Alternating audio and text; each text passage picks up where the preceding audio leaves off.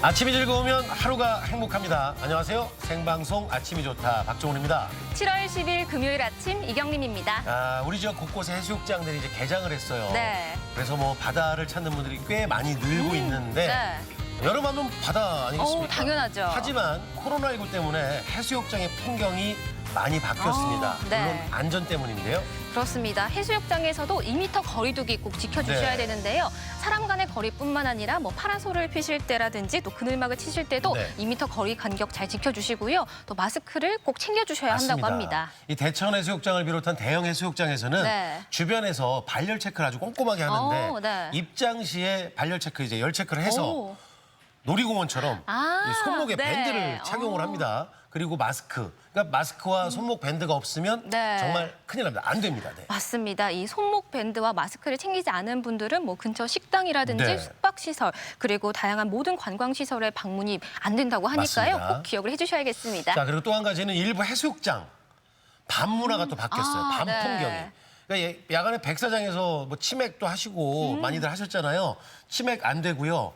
이제 백사장에서 술 드시거나 음식을 드시게 되면 벌금 내게 됩니다. 꼭 아셔야 될 것 같고 네. 이것도 역시 모두의 안전을 위해서니까 지켜주셔야죠. 네, 얼마 전 저희가 해수욕장 혼잡도 신호등도 안내해 네. 드렸잖아요. 바다여행 홈페이지에 들어가셔서 바다 가기 전에 얼마나 사람들이 많은지도 미리 확인하시고 가시는 맞습니다. 게 중요하겠습니다. 자, 또 한 가지, 하나가 더 있다 이렇게 표현을 해야 되는데요. 네. 전라남도입니다. 전남은 해수욕장 예약제가 시행되고 있기 때문에 이 바다여행 홈페이지, 조금 전에 말씀하셨던 네. 홈페이지에 들어가셔서 사전 예약을 하셔야 해수욕장을 가실 수가 있다는 거.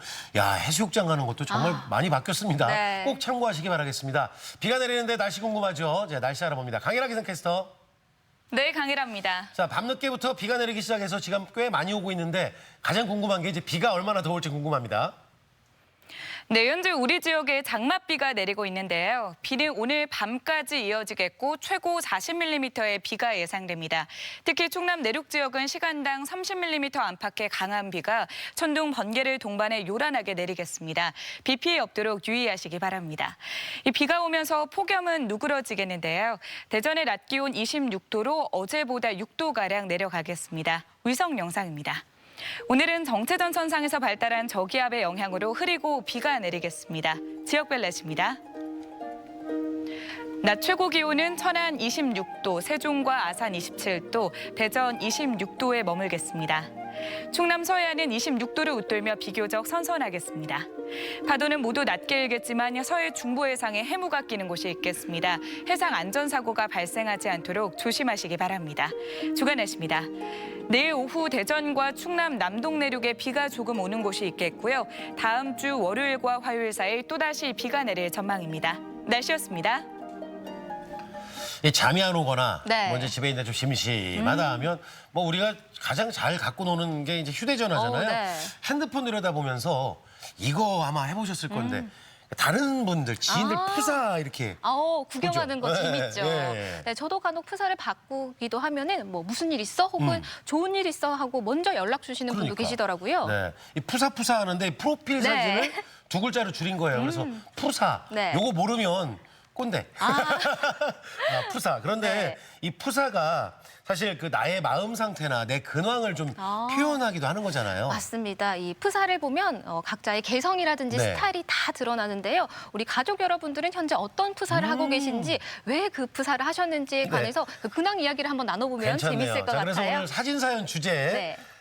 프로필 사진으로 뭐 다큐멘터리인데요. 들여다보다 내 푸사는 네. 뭐 흔히 어르신들 꽃, 꽃, 산, 산. 뭐 이렇게 많이 있고요. 네. 또 이제 손주. 그러다 보니 젊은 층으로 내려가면 이제 뭐 사람 사진보다는 반려동물. 네. 그다음에 내가 애착을 갖는 뭐 어떤 그리고 물건들. 네. 꼭 사고 싶은 거 뭐 이런 거 올리는 경우 많이 있죠. 네. 네, 그렇습니다. 우리 가족 여러분 현재 어떤 푸사를 하고 계신지 궁금해지는 거니까요. 뭐 자유롭게 보내주시면 좋을 것 그럼요. 같아요. 네. 근데 주의할 게 하나 있어서 꼭 짚어드립니다. 네. 요 저 특정 메신저 로고가 들어가 있으면 네. 방송을 내보낼 수가 없으니까 없는 사진을 좀 보내주시기를 부탁을 드리겠습니다. 네, 사진 사연 보내는 방법 알려드릴게요. 생방송 아침이 좋다 앱을 내려 받으셔도 되고요. 인터넷 주소창에 아침이 좋다.kr 입력하시고 닉네임과 전화번호 쓰면 오늘도 사진과 사연 보내주실 수 있습니다. 사연 보내주시면 저희가 선정해서 네. 선물도 드리니까요. 오늘도 많이 많이 보내주세요. 많이 네. 보내주세요. 네. 자, 금요일 첫 소식입니다. 물 하나 드린데요. 네. 벚꽃은 이미 뭐 지고 지나갔지만 대전의 벚꽃 명소 중에 하나가 이제 태미공원이 있거든요. 맞습니다. 이 태미공원은 언제 가도 기분 좋아지는 곳이잖아요. 네네. 충청남도지사 관사촌을 개방한 태미올해도 유명세를 타고 있고요. 그렇죠. 네. 그리고 또 주목해야 될 곳이 조금 어려운 센터인데 대전 태미예술창작센터라고 있어요. 네. 예, 톡톡 튀는 전시나 문화 행사가 많이 있는데 젊은 청년 작가들이 모여서 작업하는 곳이라고 하죠. 그렇습니다. 해마다 입주 예술가 작가들을 선정하고요. 네. 올해도 7기 작가가 입주해서 작업을 하고 있다고 합니다. 개성 만점인 작가들의 이야기 함께 만나보시죠. 청년 예술인들의 활동을 지원하고 문화 발전을 위한 노력이 이어지고 있는 곳. 대전 태미 예술창작센터.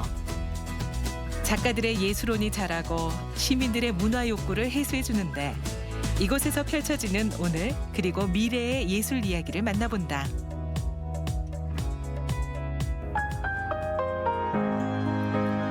대전 원도심 인근에 자리한 대전 태미 예술창작센터.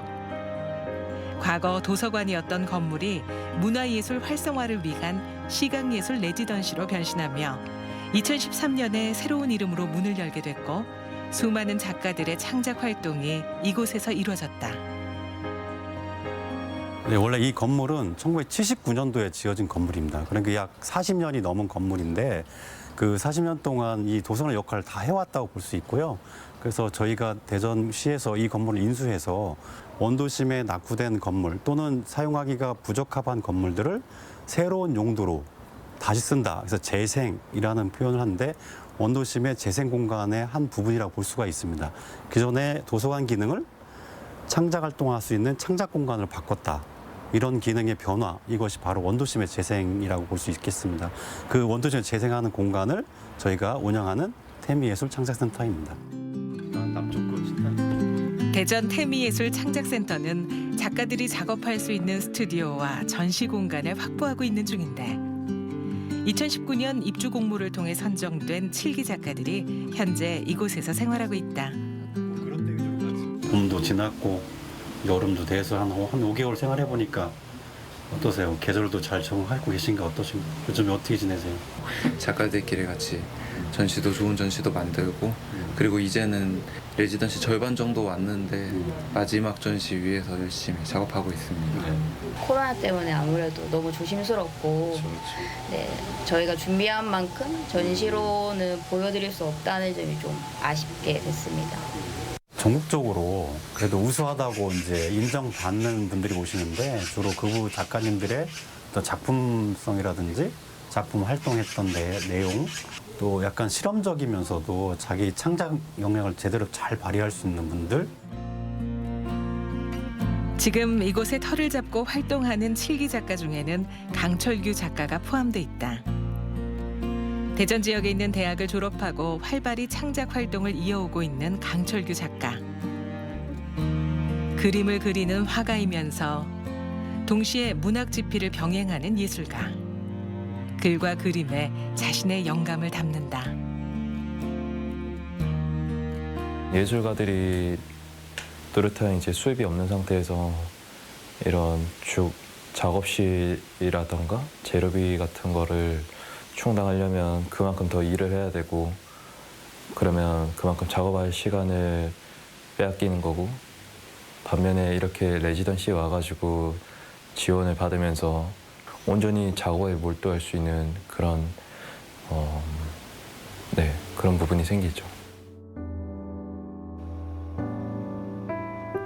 미술 분야에선 회화 작업을 위주로 하는 강철규 작가는 인간의 심리적인 부분과 자연의 의미 등을 탐구하며 자신의 철학과 고유의 색을 캔버스에 시각화한다.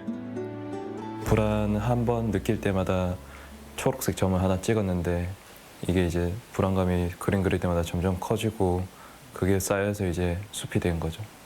숲이라는 공간 자체가 저한테는 옛날에 잃은 사람들 떠올리는 공간이기도 하고 저한테는 되게 특별한 공간인데 이제 나이가 하나 둘씩 먹어감에 따라서 이제 현실 감각이 생기는 거죠. 그러면서 이제 그런 것들에 대해서 어떤 의미를 하나하나씩 죽이고 있는 것 자체가 저한테는 이제 벌목이라는 의미로 다가왔습니다.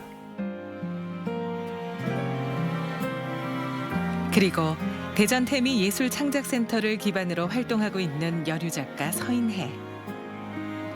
여성의 신체성과 노동력을 가시화하는 작업 등을 진행하며 여성 작가 특유의 섬세함을 표현해왔다.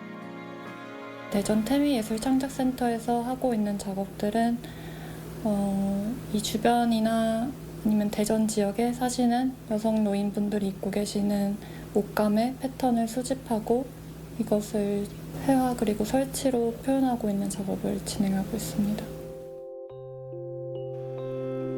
서인혜 작가는 동양화를 매체로 주로 작업하며 여러 사람들과의 교류를 통해 관찰, 재가공, 창조 등의 과정을 거쳐서 작품을 그려가고 있다.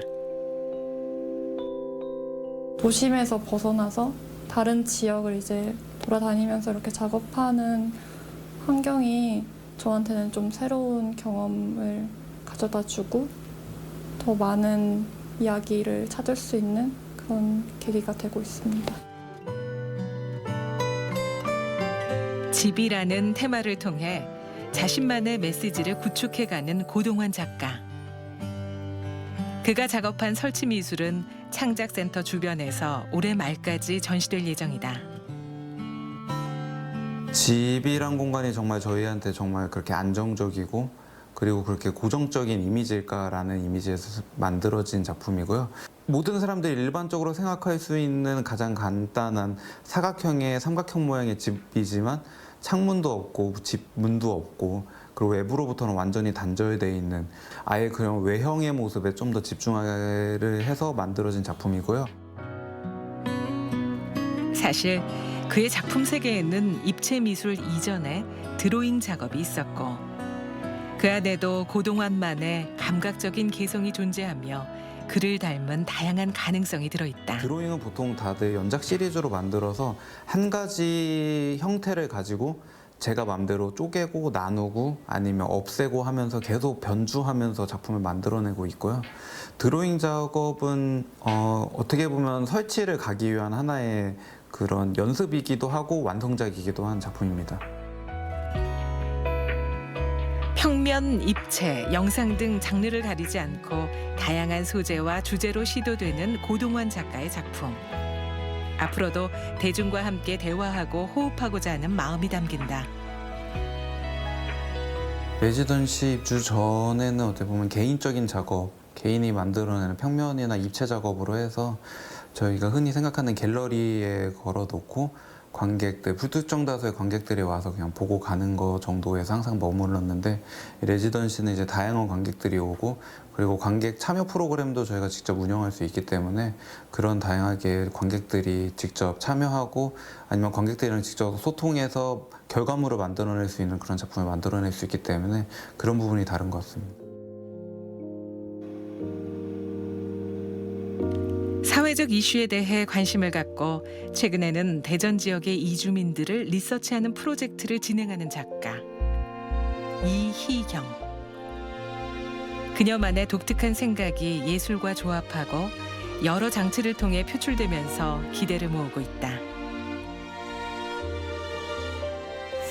저는 대전 안에 계시는 다른 나라에서 오신 이주민 분들을 만나 뵙고 그 지역 내에 있는 이슈를 파악해 나가고 있어요. 인터뷰를 하면은 어떤 일상 얘기를 해주시는 거지만 그 안에서 우리나라에서 이주민이 어떤 삶을 살고 있는지 그런 부분을 많이 들어볼 수 있거든요. 저는 인터뷰를 통해서 삶에 대한 이야기를 듣고 또 이 부분이 어떤 사회적 맥락에 가닿아 있는가 이런 것들을 고민하고 그 연구는 어떤 뭐 논문이나 책 이런 것들을 통해서 같이 전체적으로 맥락을 파악하기 위해서 노력하고 있습니다. 이희경 작가는 수집 현상 등에 주목하고 평범한 듯 특별한 다양한 기록들을 이희경 특유의 결과물로 남기며 자신의 작품 속에 새로운 이야기를 심어간다. 태미에 입주하기 전에 작업은 아시아 국가를 대상으로 리서치를 계속 하고 있었어요. 어떤 식민 이후의 어떤 아시아가 가지고 있는 전반적인 문제들, 한국이 가지고 있는 것과 멀지 않은 것들, 그런 것들에 대해서 더 확장해서 작업할 것 같습니다. 1년간의 성과를 보여줄 전시회를 마련하며 더 넓은 세상으로 나갈 준비를 하는 7기 입주 작가들. 대전 태미예술창작센터는 그들의 성과가 더 빛날 수 있게 전시와 온라인 컨텐츠 등을 기획 중이다. 장기적으로는 저희가 내년도에 또 입주할 작가를 좀 선발하는 과정을 하반기에 가질 예정으로 있고, 그래서 7년 동안 이어져 왔던 저희 레전시의 대표 주자로서 그 창작활동 지원이라든지 입주예술가들의 어떤 역량 강화를 하기 위해서 그런 활동들 더 이어나갈 예정으로 있습니다. 그동안 수많은 시련을 겪으며 자신만의 예술을 키워온 작가이면서 앞으로 더 긴 예술의 여정에 선 청년들. 대전 태미예술창작센터에서 예술 세계를 표현할 뿐 아니라 꿈, 희망, 미래 등 다양한 이야기를 펼쳐내고 있다. 대전 이름이 좀 어렵긴 한데 네. 한번 입에 담으면 괜찮을 것 같아요. 대전 태미예술창작센터. 여기 보니까 쟁쟁한 그리고 참신한 작가들의 아지트였었던 것 같아요. 네. 여러 작가들을 만났는데 글을 쓰고 또 그림을 그리는 강철규 작가도 있었고요. 네. 할머니 바지죠, 일명. 뭐 사실은 요즘에 냉장고 바지라고도 비슷하게 네. 나오는데 이 몸빼 바지에서 나름대로 영감을 얻은 서인의 작가의 발상은 좀 독특합니다. 네. 네, 그리고 제가 좋아하는 그런 분홍분홍한 집들을 작업한 고동환 작가와 문이 없어요, 근데. 네, 대전 이주민들의 이야기를 수집한 이희경 작가까지 네네. 만나봤습니다. 뭔가 또 이희경 작가는 카리스마가 느껴지더라고요. 그러게요. 네. 그 외에도 이 7기 입주 예술가가 이제 3분이 더 계신데 네. 총 7명이 합니다. 다음 주 화요일부터 11월까지 작업 결과물을 보여주는 개인 전시를 이어간다고 하죠. 네, 그리고 코로나19 상황에 따라 전시 개방 여부가 달려 있으니까요. 네.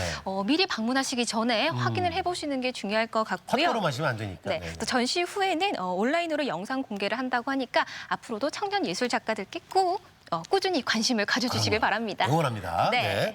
자, 이어지는 순서 이번에 이제 귀촌 얘기를 할 텐데 귀촌 생활에 푹 빠진 부부 이야기인데 네. 조금은 다르다고 그러거든요. 자, 어떻게 빠져서 어떻게 다른지 만나보시죠.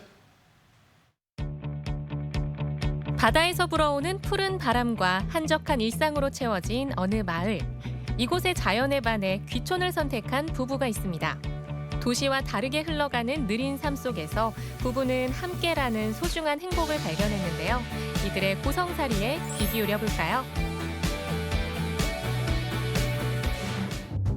요즘 서퍼들에게 많은 사랑을 받고 있는 동해안. 여름이 되자 서핑의 열기는 더욱 뜨거운데요.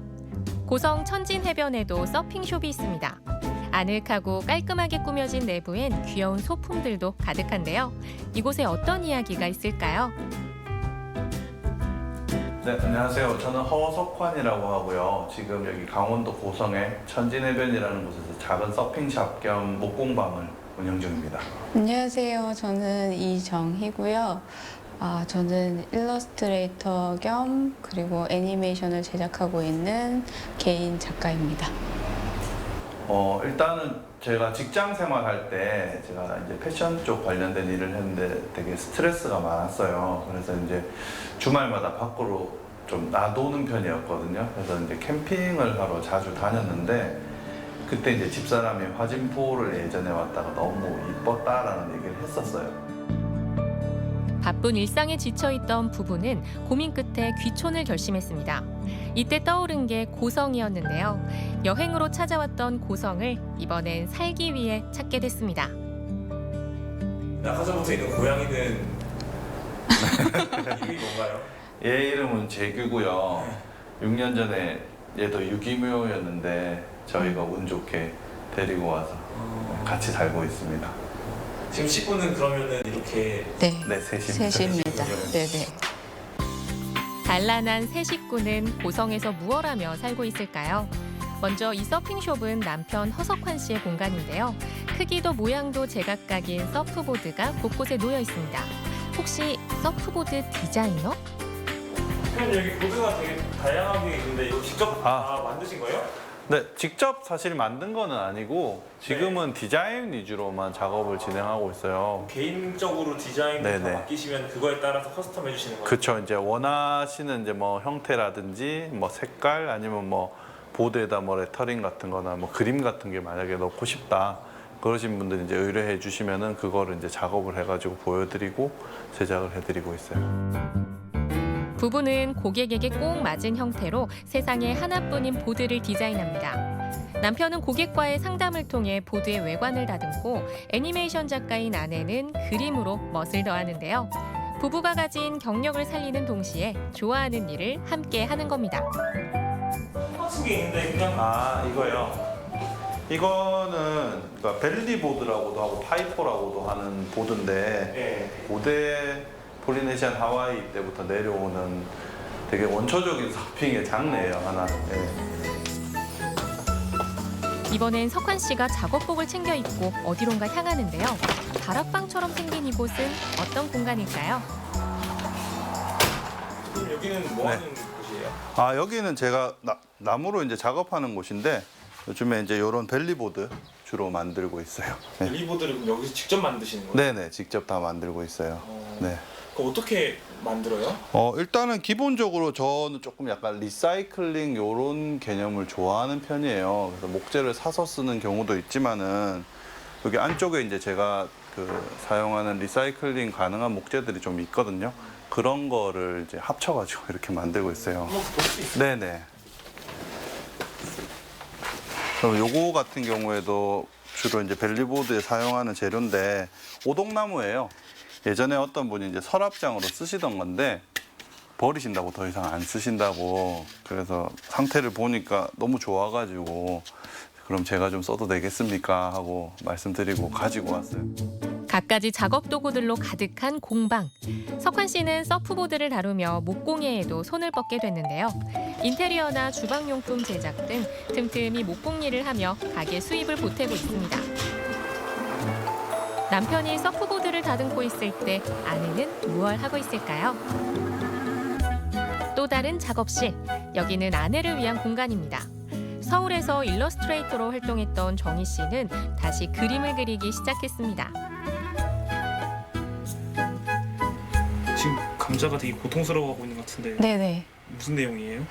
그 심어져 있는 감자가 이렇게 뿌리채 뽑혀져 나오는 그러면서 세상에 태어나는 얘기인데 이게 찐감자 위에 소금이랑 후추를 이렇게 솔솔 뿌려 먹듯이 이 아이가 태어나서 이제 소금 후추를 맞으면서 이제 얼굴에 이제 개성이 생기는 거죠. 그래서 맨 마지막에 가보시면은 이 아이가 이렇게 매력점들이 생겨요. 작은 후춧가루, 큰 후춧가루 해가지고 이게 감자에 저희가 제일 익숙하게 먹는 감자의 형태가 됩니다. 네. 아무래도 그 고성에서 애니메이션이 만들어지는 그런 회사나 그 업체가 없기 때문에 스스로 그냥 개인 작업을 할 수밖에 없는 게 제일 문제이고요. 그게 또 개인 작업으로 그냥 그걸로 만족하면은 상관이 없지만 이게 경제적인 활동이라고 생각을 하면은 많이 어려운 편이죠. 네. 안정적인 생계에선 조금 멀어졌지만 아름다운 자연과 일상의 여유가 가까워졌습니다. 걱정은 잠시 내려두고 다정하게 산책할 수 있는 소소한 행복이죠. 그래서 부부에게 주어지는 하루는 숙제라기보단 선물 같은 나날입니다. 항상 네. 같이 계시잖아요. 그쵸? 네. 거의 24시간 붙어 있으니까. 근데 이렇게 24시간 항상 붙어 있는데 어떠세요? 그냥 근데 별 생각 별 없는데. 생각 없어요. 뭐 좋다 나쁘다 생각할 거 없어요. 집사람은 집사람대로 작업실에서 안 나오고 저 같은 경우는 또 2층 올라가서 안 내려오거든요. 그러면 반나절 못 봐요. 또. 안녕하십니까. 안녕하세요. 안녕하십니까. 안녕하세요. 감사합니다. 산책하다가 만난 동네 주민과 한참 동안 수다가 이어집니다. 귀촌 5년차가 된 부부는 이제 이곳에 자연스레 녹아든 것 같죠. 어느 날 외지에서 찾아온 젊은 부부와 한평생 이곳에 살아온 주민들은 달라도 너무 다를 수밖에 없는데요. 부부는 이곳에 뿌리를 내리고 살기 위해 먼저 주민들에게 다가갔습니다. 저기 마을 잔치 같은 것도 여셨다면서요? 네네, 그거는 뭐 저희가 이제 서핑을 위해서 사실 만들었다기보다는 어르신들하고도 이제 저희가 정식으로 어떻게 보면은 인사를 드리는 개념, 그리고 식사도 한번 대접해 드리고 싶었고, 마을 안에서 저희 힘으로 운영하고 이제 좋게 도와주셔가지고 좀 재밌게 행사를 진행할 수 있었어요, 그때. 제가 그 현장에 함께 있었는데요. 우선 자기 업이 중요한 것이 아니라 저 주민들과 함께 상생하겠다는 취지의 그 아마 잔치였었던 것 같아요. 바다 백사장은 또 정화 작업도 하고 여러 가지 보지 못했던 행사들을 함께 할 수 있어서 참 기대가 됐는데 올해는 어떤 또 행사를 할런지 기대가 됩니다. 올해는 코로나 때문에 지금 저희. 그동안 앞만 보며 치열하게 달려야 했지만 이젠 서로를 바라보는 시간이 더 많아졌습니다. 놓치지 않으려면 꼭 움켜쥐어야 하는 줄 알았는데 시원한 파도와 한적한 오후의 햇살, 사랑하는 가족과 정다운 이웃들. 이런 소소한 행복들은 손에 쥐고 있지 않아도 언제나 내 곁에 있음을 깨닫게 됐죠. 작지만 확실한 행복을 누리는 방법을 이곳에서 배웠습니다. 저는 굉장히 만족합니다. 대표님은 어떠세요? 저 같은 경우에는 만족할 수밖에 없어요. 이렇게 바닷가에서 산다는 게 사실 부산에서 태어나고 자랐지만은 부산하고는 또 여기는 많이 다른 환경이거든요. 그리고 이제 좋아하는 사람이랑 이렇게 뭔가를 공유하면서 그걸로 계속 오래 살아갈 수 있다는 것 자체도 너무 좋고, 뭐 이제 도와주시는 주변에 이제 마을 분들이나 이런 분들도 너무 잘해주셔가지고 여기 고성에서 사는 거 되게 만족한 것 같아요. 제일 만족하는 거 하나만 꼽으라면 뭘까요? 제일 만족하는 거요? 집사람이 옆에 있어 주는 거예요. 저는 바닷가에서 사는 거? 두 분이 대부분 다르죠? 아, 괜찮아요. 이게 함께라서 즐거운 부부. 이들의 행복한 일상이 앞으로도 쭉 이어지길 응원할게요. 야, 귀촌이라고 하면 일반적으로 이제 귀농, 어. 농사를 짓는 걸로 좀 생각들을 많이 하는데 네. 글쎄요, 좀 조금 다른 느낌의 귀촌이네요. 네, 자신이 잘할 수 있는 걸 살려서 만족스러운 삶을 사는 모습이 그러니까. 정말 보기가 네. 좋습니다. 남편분은 뭐 서핑보드도 만들고 목공예도 하시고 아내분은 일러스트 작업도 하시니까요. 네네. 멋지네요. 맞습니다. 네. 일상의 여유를 좀 즐기면서 소소한 행복을 느끼는, 그래서 뭐 소확행이라고도 많이 하는데 네. 뭐 부럽기도 하고 이제 약간 어떤 분들의 노망을 좀 이뤄내는 것 같아서 뿌듯해 보이는데 어쨌든 앞으로도 더 즐겁게 행복하게 생활하시기 바랍니다.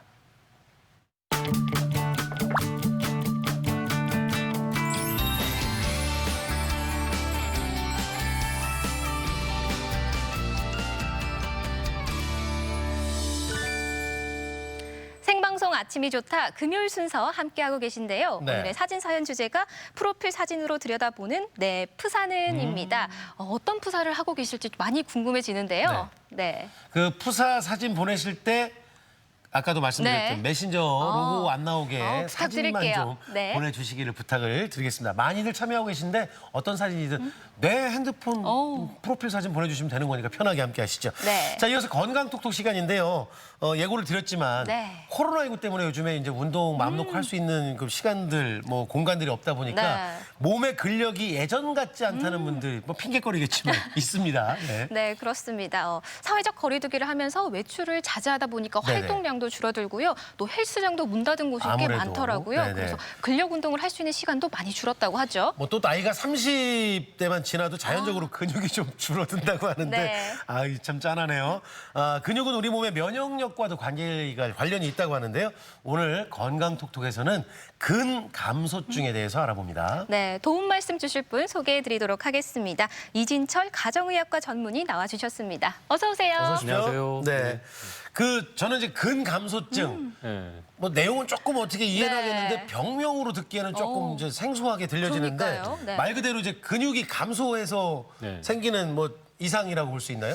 그렇죠. 이름은 쉽죠. 예. 근감소증 하니까 근육이 감소하는 거다 이렇게 이제 보시면 예, 되는데 이제 정확하게는 이제 근육이 감소되고 그래서 근력이 저하되고 전체적으로 신체 기능이 이제 저하되는 이제 그런 질병 상태를 이제 얘기를 합니다. 예. 우리 몸의 근육은 크게 세 종류가 있거든요. 네. 그 하나는 이제 심장 근육이고 네. 그 두 번째는 민문이근 그리고 세 번째는 골격근이 있습니다. 그래서 심장 근육은 말 그대로 심장에 있는 건데 네. 여러 가지로 특별하죠. 저기 중앙에 있는 이제 그림이 되겠습니다. 네네. 그러니까 심장을 움직이는 근육이고 조직학적으로 기능적으로 굉장히 특별하기 때문에 따로 분류하고요. 예. 그 왼편에 있는 게 이제 민문이근, 내장근이라고도 하는 네. 우리 이제 위나 대장도 활발하게 움직이잖아요. 예. 그러면 이제 그 움직임을 담당하는 근육이 따로 있죠. 예. 그리고 마지막으로 오른쪽에 이제 골격근. 네네. 골격근은 이제 흔히 아시는 근육입니다. 이게 뼈에 붙어서 뭐 이두박근, 삼두박근 하는 근육이죠. 그래서 우리 몸을 내 마음대로 움직일 수 있는 그런 근육이 골격근이고 네. 근 감소증은 네. 이제 그 중에서 이제 골격근이 기준치 이하로 감소되는 상태를 얘기를 하는 겁니다. 그러니까 근육을 세 가지로 분류를 해주셨는데 네. 저는 오늘 깜짝 놀랐네요. 그 심장 이쪽에도 근육이 있는 거군요. 네, 따로 있습니다. 근데 이제 지금 오늘 우리가 얘기할 거는 이제 우리가 아는 그 근육. 네. 그런데 평소 근육 운동 많이 하시는 분들 보면요. 네. 운동을 할 때는 막 근육이 생겼다가도 운동을 잠깐 쉬면 근육이 또 싹 빠진다는 글쎄, 네. 분들이 계세요. 이런 일시적인 근감소도 근감소증이라고 볼 수가 있을까요? 그렇지는 않습니다. 일시적으로 그렇게 운동을 안 해가지고 네. 이제 근육이 감소하거나 뭐 그게 아니더라도 우리가 팔다리 좀 심하게 다치면 이제 깁스를 하죠. 네. 이 깁스를 하면 그 해보신 분은 알겠지만 깁스 풀면은 금방 이제 근육이 맞아요. 감소돼 있습니다. 네네네. 그래서 이제 그런 근육 감소는 따로 분류해서 근 위축 그렇게 다른 이름으로 부르고요. 네. 또 암 같은 아주 심각한 만성 질환 같은 경우도 네. 근육이 빨리 소모되거든요. 근데 그런 경우도 근감소증이 아니라 악액질이라고 좀 이름이 어렵지만 네. 그렇게 따로 분류해서 부르는 거고요. 네. 이제 그런 2차적인 원인들 말고 그러니까 나이가 들어서 노화가 돼서 이제 근육이 전체적으로 감소되는 그런 질환이 이제 근감소증이라고 이제 부르는 거죠. 그 나이가 들어서라고 하니까 이제 나이가 드신 분들은 이제 진짜 이러는데 네. 나이가 들어서 이제 근육이 감소가 되긴 되거든요. 근데 이제 지금 말씀하신 대로 자연스러운 현상인데 요게 이제 질환으로 보이는 겁니까? 그러니까 뭐 처음에는 의학자들도 이거는 자연스러운 노화다 그렇게 생각을 했습니다. 그렇게 생각을 했는데 한 1989년 이제 미국의 이제 텁 대학의 이제 영양학 박사였던 어윈 로젠버그라는 박사가 있거든요. 근데 그분이 처음 근감소증 이렇게 어렵게는 살코페니아 이렇게 부르는데 근감소증이라는 용어를 사용을 했습니다. 근데 그분의 개념은 근육이 감소되는 게 다른 심각한 질환들과 분명히 연관이 될 거다. 네, 이렇게 개념을 잡고 많은 연구를 했죠. 네. 여러 가지 연구를 하니까 실제로 그 연구 결과 근육이 감소되는 기준치 이상으로 감소되면 여러 가지 질환들이 생긴다는 걸 이렇게 밝혀냈죠. 그래서 그 2016년부터 WHO에서는 근감소증을 이제 정식 질환으로 등재를 해주고 이제 치료를 권고를 한 거죠. 그렇군요. 네, 저는 사실 평소에 근육 운동을 하지도 않고 뭐 딱히 제가 살면서 근육이 없어서 몸이 아프다라고 느낀 적도 별로 없는데요. 정확하게 이 근육이 없으면 구체적으로 우리 몸에 어떤 문제가 있는지 좀 알려주시면 좋을 것 같아요. 일단은 뭐 상식적으로 생각하면 근육이 감소되면 뭐 당연히 근력이 약해지겠죠. 네, 그래서 처음 이제 호소하시는 거는 이제 기력이 없다, 힘이 없다 이런 걸 호소하시고 그게 이제 진행하면 그게 좀 더 진행하면 이제 걷는 게 좀 불편해지기 시작해요. 느려지고 이제 균형을 못 잡고 해서 넘어지죠. 넘어지면 이제 골절이 생기죠. 이제 그게 되게 심각한 합병증이 되고 기본적으로 이제 근육이 감소됐다는 건 이제 제지방량이 감소됐다는 건데 이거는 이제 생리학적으로는 인슐린 저항성을 올립니다. 그래서 인슐린 저항성이 올리면 우리가 흔히 아는 이제 성인병, 당뇨, 뭐 고지혈증, 고혈압 이런 게 생기는 거거든요. 근데 그런 거하고도 연관되고 최근에는 전혀 엉뚱할 것 같던 치매, 심장 질환, 폐질환도 근육의 감소와 관련이 있다. 이렇게 그 연구 결과가 나오면서 이제 전체적으로 이 근감소증이 노인의 사망률을 이제 올리는 이제 그렇게 된다고 봅니다. 야, 가끔 이제 TV를 보고 있다 보면 연세가 좀 있으신데 운동 많이 하셔서 근육 잘 갖추고 계신 분 계신데 야, 이게 근육이 치매까지. 그러니까요. 정신 똑바로 차리고 운동해야 되겠는데요. 근데 그 말씀을 좀 듣다 보니까 골다공증하고도 조금 흡사한 점이 없지 않아 있고 이제 나이가 들면서 오는 것기도 하니까. 근데 골다공증과 지금 이제 얘기 나누고 있는 근감소증 뭐 다르긴 다르잖아요. 어떻게 좀 다를까요? 구분을? 일단은 좋은 지적이신데 네. 다르기도 하고 굉장히 비슷하기도 합니다. 네. 일단은 골다공증 같은 경우는 뭐 아시다시피 나이가 들어가지고 뼈의 양도 줄고 뼈의 질도 약해지면서 이제 결론적으로는 이제 골절이 잘생겨서 치료하는 그런 질환이거든요. 네. 그림에서 보시다시피 원래 정상적으로는 뼈가 저렇게 왼쪽 그림처럼 좀 차줘야 되는데 그렇죠. 나이가 들면서 오른쪽 숭숭숭 구멍 뚫린 것처럼 그렇게 약해져서 이제 골절이 생기는 그런 병이 이제 골다공증인 거죠. 예. 그러면 이제 나이가 들어서 그 뼈가 감소하는 거는 골다공증이고 나이가 들어서 근육이 감소하는 거는 근감소증 네. 이렇게 되는 거예요. 그러니까는 굉장히 중요한 차이점이 되는 거죠. 그래서 기본적으로는 이제 근감소증은 이렇게 그 골절도 생기지만 네. 다양한 많은 질환들을 이제 일으킬 수가 있는 거죠. 그리고 두 개는 서로 이제 연관되기도 합니다. 이제 골다공증이 있거나 뭐 근감소증이 먼저 있으면 예. 이제 기본적으로 이 뼈라는 거는 뼈가 이제 단단해지려면 예. 뼈에 붙어 있는 근육이 좀 당겨줘야 되거든요. 이게 장력이 있어야 뼈가 튼튼해지는데 예. 그 근감소증은 뼈가 근육이 이제 부족하니까 이제 장력이 약해지면서 이제 뼈도 같이 약해지는 거예요. 그래서 근감소증이 생기면 네. 이제 골다공증도 이제 생길 위험이 높아지는 거죠. 그러면 근감소증하고 네. 골다공증하고 나이를 먹으면서 두 개가 다 왔어요. 네. 그거 참 안 좋은 거네. 큰일 나죠. 큰일 나는 거라고 말씀을 아이고, 해주시네요. 네. 더욱더 걱정이 되는 게 사실 우리나라가 전 세계적으로 가장 빠르게 초고령 사회로 접어들고 그러게요. 있다고 하는데요. 그럼에 따라 근감소증 환자도 더 많이 발생을 할 수 있겠어요. 그렇죠. 지금도 아마 매년 만약에 연구를 한다면 금방 이제 그 증가치를 볼 수는 있을 수치가 거예요. 늘어나는 거군요. 네. 네. 근데 이제 연구가 그렇게 쉽지는 않은데 그 국내 연구는 그렇게 많지는 않습니다. 근데 국내에서 연구한 걸로 따르면 65세 이상 노인 환자한테 한 10% 정도 근감소증이 있다 이렇게 보는 거고요. 네네네. 외국 연구들도 보면은 연구마다 좀 틀리긴 하지만 5에서 한 13% 그 정도 보고를 합니다. 네. 그리고 뭐 상식적으로 뭐 당연히 나이가 들면 들수록 높은 연령일수록 더 이제 유병률이 높겠죠. 네. 그래서 이제 80세가 넘어가면 2명 중에 1명은 근감소증 아니냐 이런 보고도 있습니다. 아이고. 네, 그래서 이제 전 세계적으로는 그러니까 어떤 미래 보고서를 보면 전 세계적으로는 앞으로 이제 40년 안에 거의 한 2억 명이 근감소증일 거다. 2억 명이. 이런 보고도 있습니다. 네.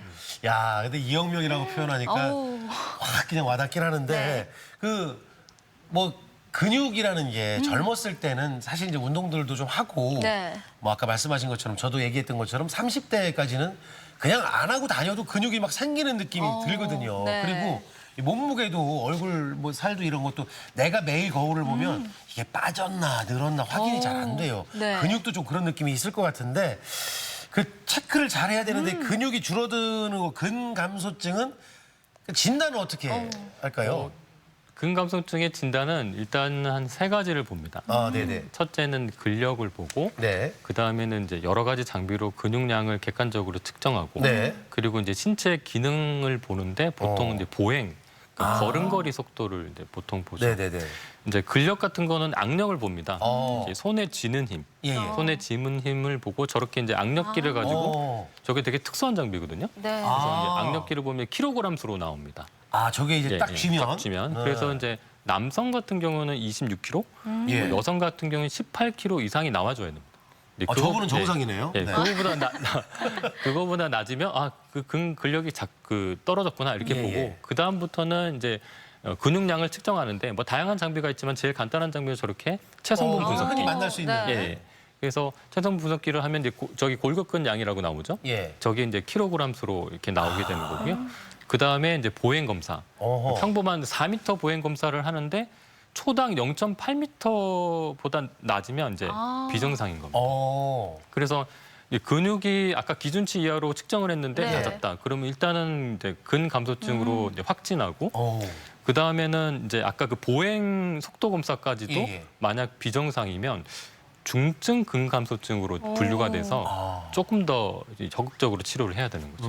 네. 근데 이제 본인 스스로도 판단을 해보면 이제 걸어보면 조금 그게 있겠네요. 네. 그리고 평상시에 저렇게 이제 좋은 기계는 아니지만 네. 이 알력기 같은 경우도 예전보다 내가 힘이 좀 딸린다 싶으면 아마도 그게 이렇게 참. 네, 또 말씀하시면서 근육량이 기준치 이하면 이하. 근감소증이라고 네네네. 말씀해 주셨는데 사실 사람마다 또 성별에 따라 또 체격에 아무래도 따라 뭐 키나 뭐 여러 가지에 따라, 네, 예. 다 다를 것 같은데요. 네네. 그 기준치는 어느 정도를 이야기하는지도 궁금해요. 그렇죠. 일단 성별에 따라도 완전히 차이 네. 나고 근데 인종 특히 이제 체격이 큰 분, 작은 분 차이가 많이 나는데 네. 일단 체격에 따른 이제 그런 그 차이는 키로 보정을 합니다. 이 키로 보정을 하고 그리고 인종하고 성별에 따라서는 원래 기준치가 달라요. 그래서 아까 그 말씀드린 여러 그 장비로 아까 체성분 분석기를 말씀드렸는데 뭐 네네. CT, MRI 찍기도 하고 다양하게 하거든요. 네. 어쨌든 간에 이제 객관적으로 측정을 하는데 보통은 팔다리를 이제 근육량을 측정을 합니다. 이제 몸통 같은 경우에는 아까 그 제가 근육 분류에서 보여드렸지만 내장이 많잖아요. 그렇죠. 내장은 민무늬 근육이니까 네네네. 이제 다른 종류 근육이죠. 그래서 이제 팔다리를 주로 측정을 하는데 측정을 하면 킬로그램 수로 나오거든요. 그래 킬로그램 수로 나오고 거기에다가 자기 키의 제곱을 나눕니다. 나누면 이제 골격근 지수라는 게 나오죠. 예, 예. 이게 골격근 사지공글 골격근 지수라는 게 나오는데 네네. 이 지수가 동양 남성인 경우는 7.0, 동양 여성인 경우에는 5.7 미만이면 아 이거는 기준치 이하다. 예, 그래서 근감소증으로 진단을 하는 거죠. 그렇군요. 네.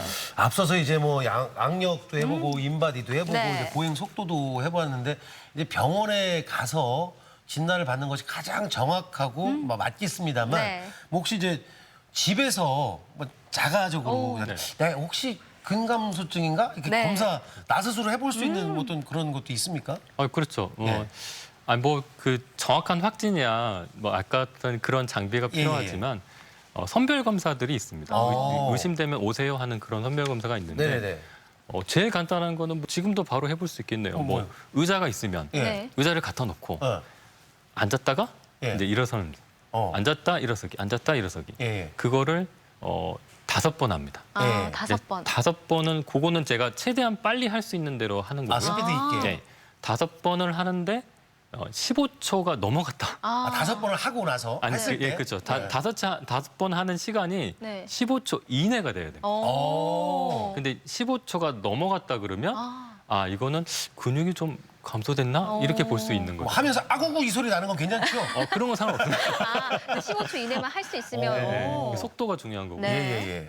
그게 제일 간단한 검사고. 예. 뭐 그다음부터는 뭐 그 설문지도 있습니다. 근감소증 이제 진단 설문 지금 나온 지금 자가 검진표가 진단 나오네요. 나오는데 문항이 5개입니다. 그래서 이제 보시면은 무게 뭐 4.5kg, 뭐 그 식계는 뭐 생수병 3개, 4개 이런 거를 잘 들 수 있나요? 하면 옆에 이제 칸이 3칸이 있죠. 전혀 어렵지 않다. 뭐 그다음에 중간에 원래 이제 조금 어렵다 이런 요구요. 그 약간 이제 자막이 잘못됐지만 오른쪽은 그 많이 어렵다. 이렇게 전혀 어렵지 않다, 조금 어렵다, 많이 어렵다 이렇게. 그러니까 된다, 될 것 같다, 안 된다 뭐 이런 그죠. 그러면 느낌이네요. 이제 거기에 체크를 하시면 저희가 점수를 왼쪽은 0점, 예. 중간은 1점, 오른쪽은 2점 이렇게 주는 거거든요. 네네네. 그렇게 해서 그 문제가 5개입니다. 뭐 4m 뭐 어려우면 방 끝에서 끝까지 걸어갈 때 뭐 얼마나 어렵냐 물어보고. 아까 그 의자에서 일어나서 침대로 침대에서 의자로 가는 거 얼마나 어려우세요? 이런 거 주관적으로 판단하는 겁니다. 본인이 네네네. 나는 좀 안 어려워 그럼 이렇게 체크할 수 있고 계단도 있네요. 계단도 있고 마지막에는 지난 1년간 몇 번 넘어지셨어요? 이렇게 되고 그래가지고 저렇게 체크를 하면 점수가 나오겠죠? 네. 이게 전체 점수가 이제 4점 이상이면 이거는 좀 비정상이라고 보고요. 근감소증 진단을 위해서 좀 정밀한 검사를 이제 와서 하셔야 돼요. 그러니까 괜찮다가 0점이고 0점이죠. 그다음에 이제 조금 힘들긴 한데 가능을 하다가 1점이고 안 된다가 2점. 그럼 두 항목이 2점씩만 되면 바로 4점이. 그렇군요. 네, 저도 나 점수 높은데? 보니까 걱정이 되네요. 저도 방송 제가 걱정된다고요? 우리 선배님도 걱정이 되고 집에 계신 저희 부모님도 한번 방송 다시 보게 하면서 자가 진단 한번 해봐야겠습니다. 맞습니다. 그런데 이렇게 근감소증 확진 판정을 받으면 치료는 어떻게 이루어지나요? 일단 근감소증 치료는 이제 크게 2가지입니다. 하나는 이제 운동 치료고, 그 다음에는 영양 관리가 되죠. 근데 운동 치료도 2가지입니다. 그러니까 하나는 유산소 운동이고 네. 또 하나는 이제 점진적 저항 운동. 이름이 좀 어려운데 점진적 저항 운동을 하게 됩니다. 이 그 유산소 운동은 뭐 다 아시잖아요. 그렇죠. 뭐 걷기, 수영하기. 제일 흔히, 뭐, 네. 예. 그거를 일주일에 한 5번, 일주일에 5번, 한 번 할 때 30분씩 하시면 되고요. 예, 예. 이거는 뭐 특별히 교육이 필요 없습니다. 뭐 다만 아까도 말씀드렸듯이 근감소증 환자는 잘 넘어지죠.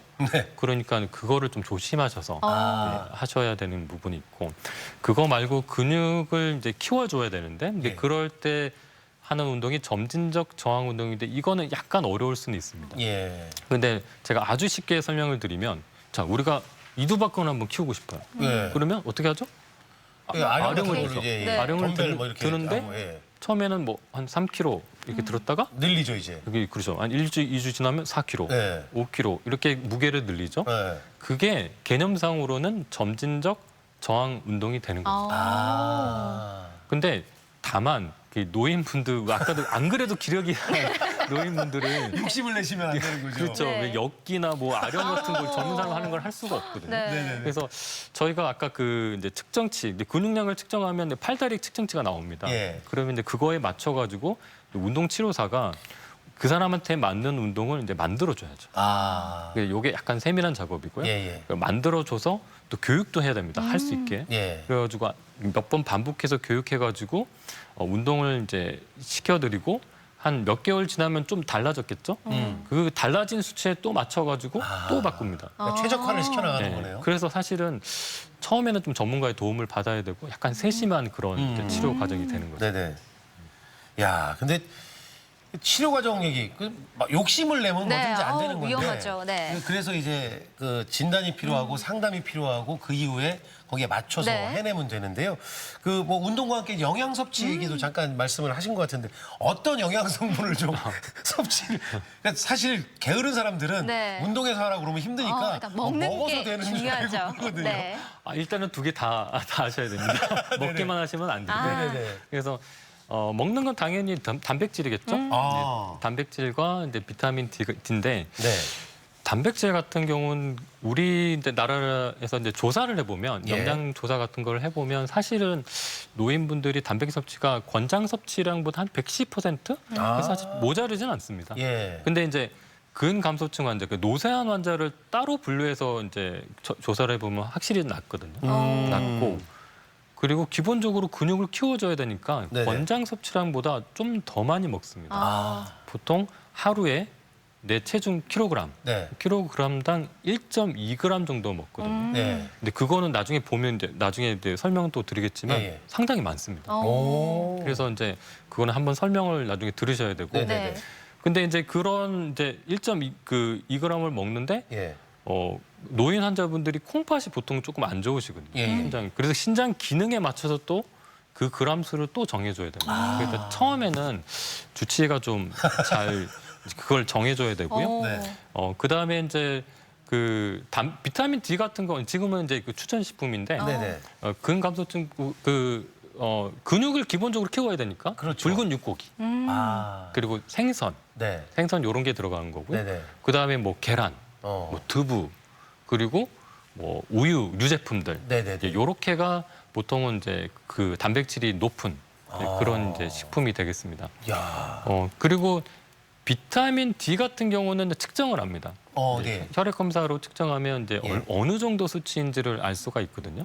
그러면 이제 그게 결핍되면 그거는 정제 형태로 네. 이제 영양제 형태로 드리는데 하루에 한 700에서 1000유닛 정도를 보통 줍니다. 아, 그렇군요. 네. 네.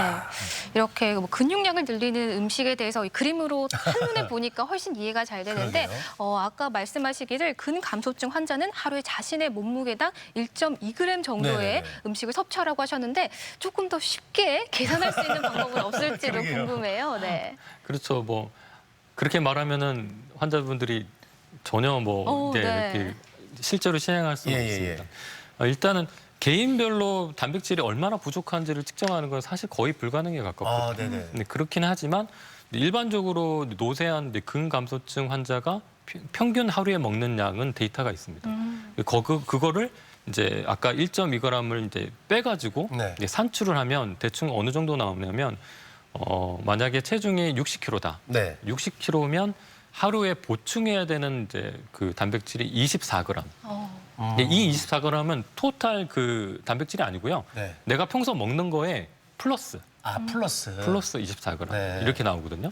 그러면 그거를 이제 저희가 이제 식품으로 저런 식으로 이제 일단은 세 그룹을 나눠서 아까 콩팥 기능 네네. 위에 게 제일 콩팥 기능 정상이고요. 예. 조금 안 좋은 사람은 중간 거고 네. 많이 안 좋은 사람은 이제 밑에 거라고 보시면 되는데 예. 그렇게 해가지고 보통 24g이면 이제 8g씩 3번.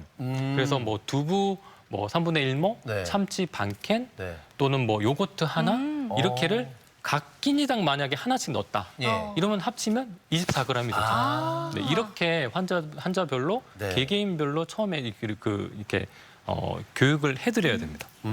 그렇게 이제 그래서 전문가의 도움이 처음에는 좀 필요합니다. 네. 야, 근데 좀 이제 풀어서 딱 그렇게 해주시니까 네. 어떻게 하는지 대충 알겠어요. 근데 네. 어쨌든 우리 스스로 판단하기보다는 진료를 받고 네. 상담을 받은 다음에 정확한 진단을 해야 될 받아야겠죠? 텐데. 네. 이제 근감소증 치료법, 뭐 지금 운동요법과 영양 관련돼서는 이제 말씀을 해주셨어요. 그런데 이제 골다공증 같은 경우도 이제 주사 치료나 이제 뭐 그렇죠. 있다라는 얘기가 있는데 네. 근육은 어떻게 좀 주사로 치료가 안 되나요? 뭐 불법으로 뭐 이렇게 막 스테로이드 주사 그거 굉장히 위험해서 네. 치료제로 현재를 쓸 수는 없고요. 그러니까 근데- 불법이지만 그런 거 있긴 있군요. 네, 있기는 불법이- 있는데 네. 전혀 의학적으로는 이제 굉장히 위험합니다. 뭐 코로나 사태로 아마 잘 아시겠지만 어떤 질병이 생기면 예. 그 질병에 적절한 치료제를 만드는 거는 굉장히 힘들죠.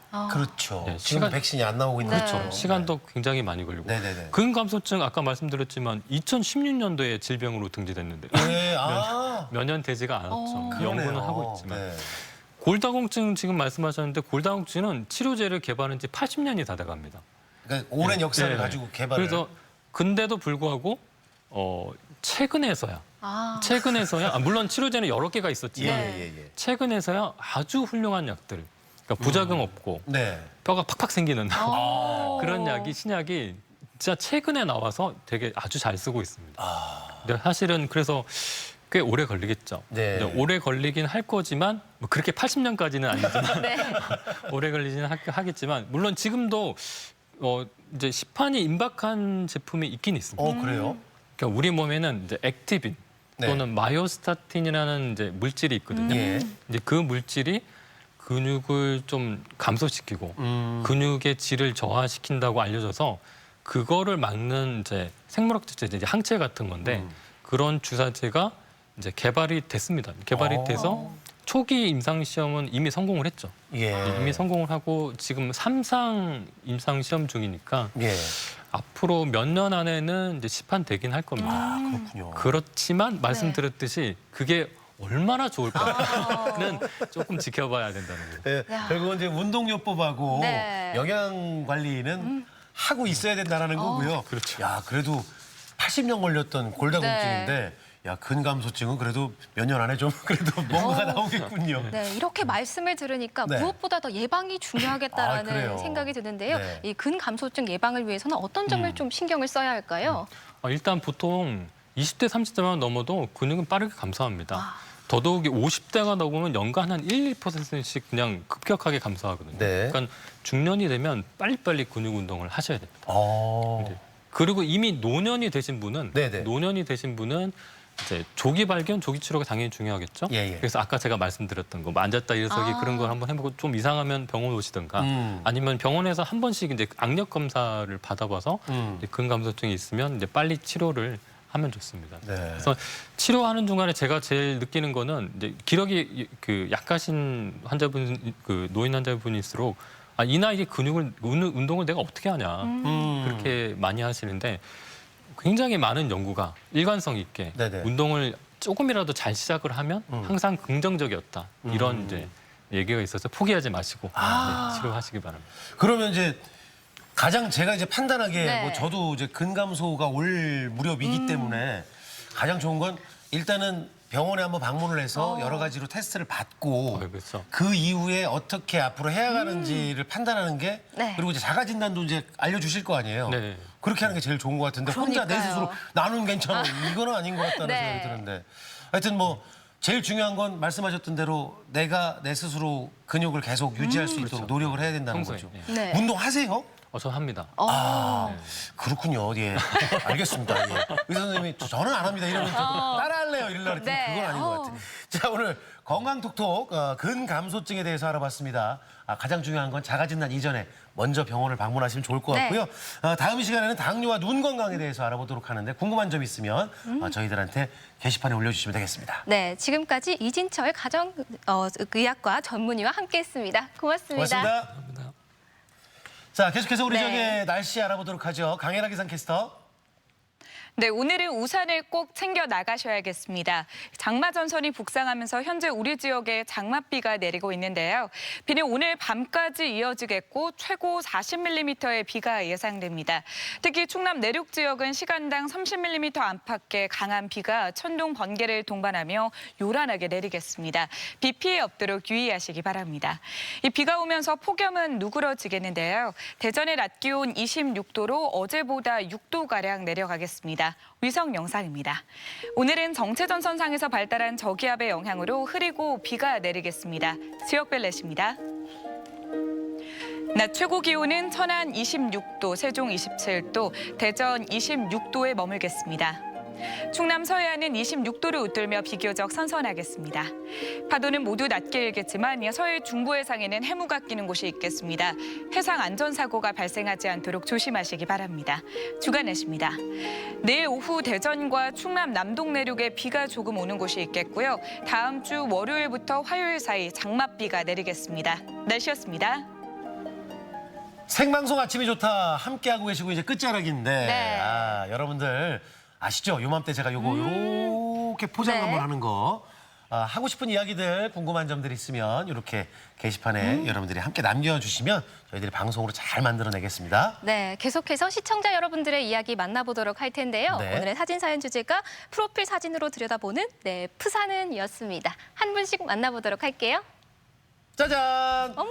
역시 아이네요. 네. 1258님.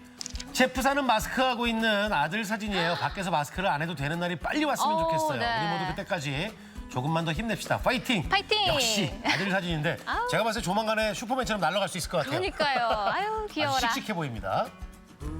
7151번님, 7월 10일 오늘은 저희 시어머님 생신입니다. 아하. 손주 4명을 다 데리고 사진 찍으셨어요. 예. 막내는 생신이 뭔지도 모르고 잠투정하며 울어, 우네요. 오늘만큼은 저희 가족 모두 이 사진을 푸사로. 그러게요. 아유, 울고 있네요. 오늘 시어머님 생신 진심으로 축하드리고요. 네. 저 우는 소리가 들려야 집에 아이가 있는 거예요. 네. 그럼요. 행복한 울음소리라고 생각을 하시고 네. 축하드립니다. 너무 심하게 온다. 4670번님, 좀 제 푸사는 특이하죠? 오. 1936년에 딱 100부만 출간된 백석의 시집 사슴 쪽한번. 네. 평소에 가장 좋아하는 작가인데 대전 문학관에 갔을 때 때마침 친필 사인돼 있던 책의 사진을 푸사로 쓰고 있습니다. 와. 그러니까 내가 좋아하는 네. 것을 아까 제가 말씀드렸듯이 그러니까요. 야, 1936년도에 100부만 출간, 네, 100만, 예, 귀한 100부만. 사진이네요. 그러니까 행복하시겠어요. 네, 7679번님, 제 프로필 전형적인 사진은 사진. 네. 우리 가족을 그린 그림과 사랑스러운 우리 딸 사진입니다. 네. 제주도에서 찍은 사진인데 배경도 딸도 정말 예쁘죠. 그러게요. 근데 요즘 아이들이 얼굴 잘 안 보여주고 그러시니까 살짝 가리고 찍더라고요. 신비롭게. 그러니까. 좋으시겠어요. 또 네. 제주도 가고 싶다. 9618번님, 푸사를 잘 안 바꾸지만 특별한 걸 기록하고 싶을 때 바꾸곤 하죠. 네. 그렇죠. 이 사진은 최근 바꾼 제 푸사인데요. 오. 처음 만들어 본 아하, 클레 슬라임. 슬라임이군요. 야, 직접 만들고 가지고 놀다 보니 아이도 어른도 좋아하는 이유를 알겠더라고요. 오. 저게 애들 보고 너 왜 이렇게 그걸 하냐 하잖아요. 네. 같이 해보죠. 재밌어요. 좋아한다 엄마가. 예. 아. 참. 0180번님, 제 여동생의 둘째 딸이 고등학교 1학년인데요. 그림의 재주가 예쁘다. 많아요. 재주 있다. 와, 큰 이모인 제게 보내준 그림이죠. 네네네. 제가 선녀라니 아이고. 쑥스럽지만 저와 잘 어울리는 것 같나요? 제 푸사로 쓰고 있답니다. 아, 선녀와 나무꾼인가요? 그러니까 어머. 여동생 둘째 딸 네. 저쪽으로 좀 가는 것도 솜씨가 굉장한데요? 재주 있어요. 네. 네. 야, 이쁩니다. 저거 뭐 파는 캐릭터보다 훨씬 나은데? 네. 7471번님, 저는 집에서 키우는 제라늄 사진 주로 푸사로 해요. 반려식물, 네. 장미처럼 정말 예쁘고 아름답게 피는 모습이 마음에 듭니다. 그러니까 이제 푸사 중에 가장 많이 차지하는 게 저는 꽃 사진인데 오, 네. 저거를 계속 바꿔준다면 행복하죠. 아유. 네. 1541번님, 제 F사는 3살 차이 남매 사진입니다. 많이 싸우고 서로 토라지기도 하지만 누구보다 서로 아껴주고 챙겨주는 제 소중한 보물입니다. 저 사진상으로는 아껴주는 걸로 네. 정리를 하겠습니다. 싸우긴 하겠지만. 네. 네. 사연 가운데 저희가 선정해서 선물 보내드리겠고요. 오늘도 여러분의 F사 사진 잘 봤습니다. 보내주신 모든 분들께 감사드립니다. 월요일 마을 탐구 생활, 예산 황새 마을을 찾아갑니다. 지금은 한반도에서 귀해진 황새를 직접 만날 수 있는 곳인데요. 친환경 농법으로 농사를 짓고 황새 먹이를 위한 분봉도를 만드는 등 황새와 더불어 사는 사람들의 이야기, 월요일에 소개해드릴게요. 요즘에 이제 휴대전화 딱 들면 몇 번만 툭툭툭툭 클릭을 하면 네. 뭐 각종 쇼핑을 할 수 있고요. 또 음식도 뭐 바로 집 안에까지 이제 배달이 되는 그런 세상이잖아요. 네, 그렇습니다. 이런 시대의 변화의 흐름에 맞게 네. 전통시장도 조금씩 변화하고 있다는 소식인데요. 우리 지역 천안의 대표 전통시장인 천안중앙시장이 온라인 쇼핑 배달 앱을 운영하고 있다고 합니다. 이 관련 앱을 다운받으면 네. 자 종류 들어보세요. 정육, 채소, 반찬, 농산물, 의류, 호떡까지 이게 다양한 상품 집에서 받아볼 수 있다잖아요. 네, 전통시장 활성화에 도움을 주니까 많이 이용해 주시면 좋겠습니다. 자, 비 오는 주말 뭐 이제 비 소식도 있는데 주말 잘 보내시고 저희는 월요일에 행복하게 다시 이 시간에 돌아오겠습니다. 함께해 주신 여러분 고맙습니다.